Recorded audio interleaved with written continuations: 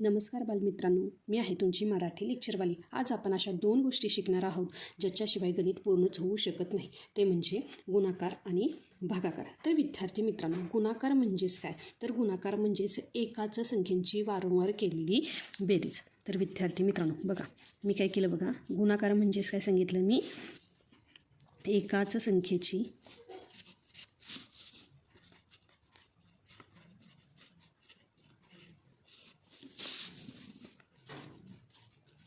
वारंवार केलेली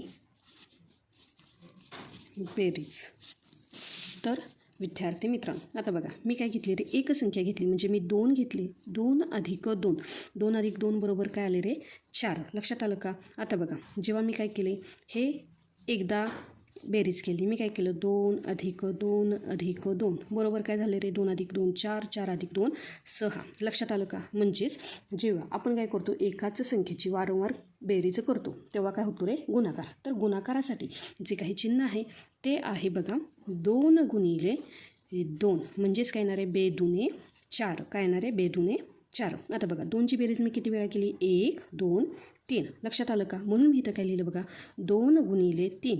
तर ही बेरीज हा गुणाकार काय येणार आहे, 2 गुणिले 3 म्हणजे बेदुने 6 किंवा 3 दुने 6। लक्षात आलं का? गुणाकार म्हणजेच काय, एकाच संख्येची वारंवार केलेली बेरीज। गुणाकार जो काही आहे तो ह्या चिन्हाने आपण दर्शवतो। लक्षात आलं का विद्यार्थी मित्रांनो? आता बघा, आपल्याला काय करायचं आहे, पहिल्यांदा एकाच संख्येने आपण 2 अंकी 3 अंकी 4 अंकी 5 अंकी संख्या गुणू शकतो। हे अगदी बेसिकच झालं। पण जर मला काय सांगितलं बघा, मी काय घेतलं, एक उदाहरण घेतलं की इथे घेतले 435। काय घेतले बघा उदाहरण, 435 गुणिले 25। काय घेतले, गुणिले 25। तर आता मला काय करायचं आहे, 435ला ह्या 25नं गुणायचं आहे। एक तर मला काय 25चा पाडा आला पाहिजे। तर विद्यार्थी मित्रांनो, जे काही पाड्यांचा जो काही व्हिडिओ आहे तो मी आधीच आपल्या चॅनेलवर अपलोड केलेला आहे। जर तुम्हाला काही ट्रिक जाणून घ्यायची असतील तर मराठी लेक्चरवालीला एकदा नक्की भेट द्या। तर विद्यार्थी मित्रांनो, आता बघा, जर मला 25चा पाडा येत असेल तर मी 25ने डिरेक्टली गुणू शकतो। पण मला 25चा पाडा येत नाही आहे, तर मी काय करतो, हे जे काही 5 आणि 2 ह्या 2 वेगवेगळ्या संख्यांनी काय करायचं आहे, आपल्याला 435ला गुणायचं आहे। तर बघा, हे आहे एककाचं स्थान, हे आहे दशकाचं आणि हे आहे शतकाचं। पहिल्यांदा एककाच्या घराने ह्या सगळ्या स्थानांना गुणून घ्यायचं। लक्षात आलं का? म्हणजेच बघा, 5 5 25 5, उत्तरामध्ये 5 लिहायचे, उरलेले जे काही 2 आहेत ते हातचा म्हणून दशकाच्या घरी पाठवायचे। लक्षात आलं का? त्यानंतर 5 त्रिक 15, 15 हे उत्तर आलं तर उत्तरामध्ये जो काही हातचा आपण लिहिला तो मिळवायचा आहे। म्हणजेच काय आलं बघा, 5 त्रिक 15, 15 अधिक 2 16 आणि 17। मग पुन्हा काय करायचं, जो काही उत्तरामध्ये 7 आलेला हातचा पुढच्या घराकडे आपल्याला नेहमी पाठवून द्यायचा आहे। लक्षात आलं का? बघा, 5 चोको 20, उत्तर आलं 20 आणि आलेल्या उत्तरामध्ये हातचा 1 मिळवला तर आपल्याला काय येतं रे, 21। आता बघा, इथून पुढे घर आहे का? नाही। म्हणून आपण काय करायचे, जे काही आलेलं उत्तर आहे ते आहे तसं इथे लिहायचं। लक्षात आलं का? जर पुढील घर असतं तर आपण काय केलं असतो, जो काही हातचा येणार आहे तो पुढील घराकडे दिला असता। ह्या बेसिक गोष्टी आहेत। 10वीची मुलंसुद्धा किंवा अगदी 8वी 9वीची मुलंसुद्धा काय करतात, तर परीक्षेत खूप घाई असते आणि पेपर कवर झाला पाहिजेत ह्यासाठी काय करतात रे, ह्या बेसिक चुका टाळतात। म्हणजे हातचा कधी कधी द्यायचा विसरतात, कधी कधी लिहायचा विसरतात, त्यामुळे काय होतात रे, गडबड होते आणि जर गुणाकारच चुकला तर पुढील उदाहरणसुद्धा काय होतं रे, चुकतं। तर आता बघा विद्यार्थी मित्रांनो, 5ने आपण काय केलं, ह्या तिन्ही संख्यांना गुणलं, एककानं गुणलं, म्हणून आपल्याला इथं द्यायचं आहे 0। हे विसरायचं नाही, ह्या चुका टाळायच्यात। लक्षात आलं का? त्यानंतर एककानं गुणलं, आता आलं दशकाचं स्थान, म्हणजेच काय 2। आता 2ने काय करायचं, ह्या तिन्ही संख्येला गुणायचं आहे। तर विद्यार्थी मित्रांनो, आता बघा, मी काय केलं बघा, बेदुने 4, बेत्रिक 6, बेचुकाळ, बेपंचे 10। म्हणजेच मी 5नं गुणलं काय किंवा 2ने गुणलं तर उत्तर तेच येणार आहे, बेपंचे 10, 5 दुने 10। उत्तरामध्ये आला 0, हातचा गेला 1। लक्षात आलं का? त्यानंतर 3 दुने 6, 6 आणि 1 हातचा 7। लक्षात आलं का? त्यानंतर बघा, बेदुने 4, बेत्रिक 6, बेचोक 8। म्हणजेच इथं उत्तर काय आलं रे, 8। इथं हातचा होता का? तर नाही। तर बघा, आता विद्यार्थी मित्रांनो, आपल्याला काय आले उत्तर, 2175 आणि 8700। तर आता ह्या दोघांचीही आपल्याला काय करायची असते रे, बेरीज। लक्षात आलं का विद्यार्थी मित्रांनो? मग मी काय केलं बघा, इथे दिलं बेरजेचं चिन्ह आणि ह्या दोघा संख्यांची काय करायची आपल्याला बेरीज। 5 अधिक 0 5, 7 अधिक 0 7, 7 अधिक 1 8, 8 अधिक 2 10 काय आले बघा 10. म्हणजे हा जो काही गुणाकार आहे हा काय आला रे, तर 10,875. लक्षात आलं का? ही जी काही दोन्ही उत्तरं आलेली आहेत ह्या दोन्ही उत्तरांची बेरीज करायची. लक्षात आलं का? जर तुम्हाला 25चा पाडा येत असेल तर तुम्ही डिरेक्टली करू शकता. लक्षात आलं का? जर तुम्हाला ते येत नसेल तर तुम्हाला काय करावं लागेल, पहिल्यांदा एककानं मग दशकानं असा तुम्हाला गुणाकार करायला पाहिजेत. लक्षात आलं का? आता बघा विद्यार्थी मित्रांनो, की गुणाकार करताना काही नियम आहेत. म्हणजेच काय, की बघा जेव्हा कोणत्याही संख्येनं शून्याला गुणलं असतं, म्हणजेच बघा मी इथे संख्या काय घेतली बघा 5 गुणिले 0. मी संख्या काय घेतली 5 गुणिले 0. कोणतीही संख्या येत असेल आणि ह्या संख्येनं जर शून्याला गुणलं तर उत्तर 0 येतो. हा येतो नियम क्रमांक 1. लक्षात आलं का? गुणाकार करताना ह्या गोष्टी नेहमी लक्षात ठेवा. त्यानंतर जो काही दुसरा नियम आहे त्या काय आहे, तर बघा कोणत्याही संख्येला 1ने गुणल्यास गुणाकारामध्ये तीच संख्या येते. म्हणजे अगदीच आता बघा 25 गुणिले मी काय घेतलं 25 गुणिले 1 घेतला तर काय येणार आहे 25 1 25. लक्षात आलं का? म्हणजे कोणत्याही संख्येनं 1ला गुणलं असता उत्तर तीच संख्या येते. लक्षात आलं का विद्यार्थी मित्रांनो? त्यानंतर जेव्हा आपण काय करतो रे, दोन संख्यांचा गुणाकार करतो तेव्हा आपल्याला काय करायचं आहे, जो काही एकक स्थानच्या अंकांचा काय करावा लागतो रे, गुणाकार करावा लागतो. लक्षात आलं का? ह्या गोष्टी नेहमी गुणाकार करताना लक्षात ठेवा. हे फक्त 2 नियम लक्षात ठेवले तरी खूप आहे. त्यानंतर आता वळूया भागाकाराकडे. तर विद्यार्थी मित्रांनो, आता भागाकार म्हणजेच काय, तर भागाकार म्हणजेच काय, एखाद्या गोष्टीचे समान तुकडे करणे. काय करणे बघा, भागाकार म्हणजेच मी काय सांगितलं,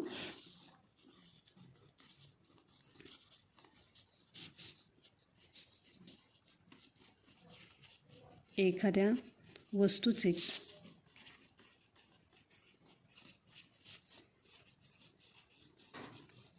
समान तुकडे करणे. तर बघा विद्यार्थी मित्रांनो, आता एक उदाहरण समजून घेऊया. माझ्याकडे काय आहेत बघा रे, तर माझ्याकडे आहेत हे 8 लाडू. काय आहेत बघा 8 लाडू. तर हे 8 लाडू मी पहिल्यांदा इथे काढून घेते. तर बघा आता मला काय करायचे आहेत, ह्याचे समान तुकडे करायचे आहेत. समान तुकडे म्हणजेच आता लाडू फोडून द्यायचा का, तर अजिबात नाही. मला काय करायचे, ते समान मुलांच्यात वाटायचे. तर कसे वाटता येतील बघा, एक तर मी एका विद्यार्थ्याला काय करू शकते रे, पूर्णतः हे 8 लाडू देऊ शकते. मी काय सांगितलं, हे 8 लाडू मी एका विद्यार्थ्यामध्ये देऊ शकते. त्यानंतर मी इथं थोडं पेन्सिलनं करते. हे जे काही 2 लाडू, हे 2, हे 2, 2 म्हणजे 1 2 3 आणि 4 मुलांना मी प्रत्येकी 2-2 लाडू देऊ शकते. लक्षात आलं का? म्हणजेच एकतर मी काय केलं, 4 विद्यार्थ्यांमध्ये 2 लाडू वाटले, किंवा मी असं म्हणलं तर हे जे काही 4 लाडू मी 2 विद्यार्थ्यांमध्ये वाटले. किती रे, हा 1 आणि हा 2. लक्षात आलं का? म्हणजेच मी काय केलं बघा, हे जे काही 8 लाडू आहेत हे एका विद्यार्थ्याला देऊ शकते, पूर्णच्या पूर्ण 8 म्हणजे एकाला देऊ शकते, किंवा 8 विद्यार्थ्यांना मी काय करू शकते रे, 1-1 लाडू देऊ शकते. लक्षात आलं का? म्हणजेच काय, 1 त्यानंतर मी 2 विद्यार्थ्यांना किंवा 4 विद्यार्थ्यांना किंवा 8 विद्यार्थ्यांना काय करू शकते रे, हे लाडू वाटू शकते. तर बघा विद्यार्थी मित्रांनो, म्हणजेच काय, एकतर आपण एकाला देऊ शकतो किंवा 8 जणांना देऊ शकतो. हे जे काही लाडू आहेत ह्याचे आपण काय केले रे, समान भाग केले. म्हणजेच काय, भागाकार. तर आता विद्यार्थी मित्रांनो, आपल्याला भागाकार करत असताना आपल्याला काय करावे लागतात रे, पाढे-पाठ असावे लागतात. जर पाढे-पाठ नसतील तर मग काय करायचं, तर विद्यार्थी मित्रांनो, जर पाढे-पाठ नसतील तर जे काही पाढे कसे तयार करायचे, म्हणजे 2 अंकी असतील 3 अंकी असतील, तर ह्याचा जो काही व्हिडिओ आहे तोच आपल्या चॅनलवर मी अपलोड केलेला आहे. तर यासाठी एकदा मराठी लेक्चरवालीला नक्की भेट द्या. तर आता बघा विद्यार्थी मित्रांनो, माझ्याकडे मी काय सांगितलं बघा, मला काय करायचं, एक संख्या आहे ती किती आहे बघा 876. काय आहे 876, आणि मला काय करायचं आहे 12ने भागायचं आहे. तर विद्यार्थी मित्रांनो, भागाकारासाठी जे काही चिन्ह असतं ते असतं हे वजाबाकी आणि त्याच्यावर असतात 2 टिंब. मला काय करायचं आहे 12ने भागायचं आहे. लक्षात आलं का? तर आता मला काय करावं लागेल रे, 12चा पाडा म्हणावा लागेल. तर पहिल्यांदा काय करायचं, जर तुम्हाला 12चा पाडा पाठ असेल तोंडी तर डिरेक्टली तुम्ही भाग लावू शकता. म्हणजेच बघा मी इथं काय घेतलं बघा, हे आहे भागाकाराचं. तर आता इथे जी काही संख्या लिहायची असते ती असते भाजक. काय असते बघा, भाजक. भाजक म्हणजेच काय विद्यार्थी मित्रांनो, जे काही ज्याने आपण भागतो तो असतो भाजक. म्हणजे 12 इथं काय आहे रे, तर 12 आहे भाजक. काय सांगितलं मी, 12 काय आहे बघा, भाजक. त्यानंतर बघा आता 12ने कुणाला भागायचं आहे, तर ही आहे 876 ही संख्या. काय आहे बघा 876. ह्याला म्हणायचं भाज्य. काय म्हणायचं ह्याला? भाज्य. ज्याला भागतो ते भाज्य, ज्याने भागतो तो भाजक. आता जेव्हा आपण उत्तर काढेल, चला आपण पहिल्यांदा काय करूया, उत्तर काढूया. बघा 12ने काय करूया, हे जे काही दोन संख्या आहेत तर ह्या दोन संख्या 87. मग 12चा पाडा म्हणूया. 12च्या पाड्यामध्ये 87 येतात का बघा, तर काय येतात ते 12 1 12, 12 2 24, 12 3 36, 12 4 48, 12 5 60, 12 6 72 आणि 12 7 84. मी ती कडेला लिहून घेते. काय आला रे 84. 12 7 84, 12 8 96. तर विद्यार्थी मित्रांनो 96 ही 87पेक्षा कशी आहे रे, मोठी संख्या आहे. म्हणून मी काय घेतलं रे 12 7 84. म्हणून इथं भाग लागला 7चा आणि इथे आले 84. लक्षात आलं का? आता बघा 87मधून 84 आपल्याला काय करायचे, वजा करायचे. चला करूया. बघा 7तून 4 गेले, उरले किती रे, उरले 3. 8तून 8 गेले, उरला 0. आता बघा इथे आहे 3, वरती संख्या आहे 6. मग ही जी काही 6 आहे ही संख्या मी इथे उतरून घेतली. तर आता बघा आता किती संख्या झाली, आता झाली 36. तर विद्यार्थी मित्रांनो आता मी काय करू शकते रे, 12ने 36ला भाग जातो, पूर्ण भाग जातो. 12च्या पाड्यामध्ये 36 आहे, म्हणजेच काय 12 1 12, 12 2 24, 12 3 36. तर विद्यार्थी मित्रांनो इथे भाग कितीचा लागला रे, 3चा. म्हणजे 36मधूनच 36 गेले. ह्या दोघांची वजाबाकी केली तर उत्तर काय आलं रे, 0. तर विद्यार्थी मित्रांनो जेव्हा आपण उत्तरं काढतो तेव्हा आलेला उत्तराला आपण काय म्हणायचे बघा, भागाकार. काय म्हणायचे बघा विद्यार्थी मित्रांनो, भागाकार. आणि जेव्हा पूर्णतः आपण भाग लावतो आणि जी काही खाली उरते तिला काय म्हणायचं रे, बाकी. काय म्हणायचं बघा, बाकी. लक्षात आलं का विद्यार्थी मित्रांनो? म्हणजेच ज्याने भागतो तो भाजक, ज्याला भागतो तो भाज्य, आलेले उत्तर म्हणजे भागाकार आणि खाली उरते ते बाकी. लक्षात आलं का विद्यार्थी मित्रांनो?